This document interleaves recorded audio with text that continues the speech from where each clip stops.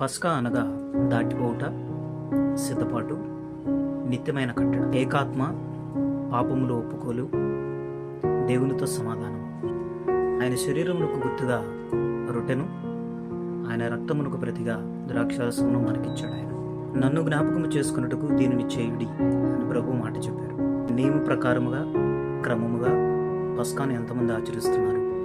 దేవుని యొక్క బలలో ఎంతమంది ఉపవాసముతోనూ సిద్ధపాటుతో, ప్రార్థనతో, దిద్దుబాటుతో ఎంతమంది పాలు పంచుకుంటున్నారు? యేసును గుర్చిన సువర్తమానము నశించుచున్న వారికి వెర్రితనము గాని, విశ్వసించు వారికి, జీవించుచున్న వారికి నిత్య జీవమునై ఉన్నది. పస్కాను గుర్చిన వివరణ ఇంతకుముందు అప్లోడ్ చేసిన 9 షార్ట్ వీడియోస్లో ఉన్నాయి. ఆ షార్ట్ వీడియోస్ని మొదటి నుంచి చివరి వరకు చూసిన వారందరికీ కూడా ప్రభువైన యేసుక్రీస్తు నామమున పేరిట మీ అందరికీ వందనాలు.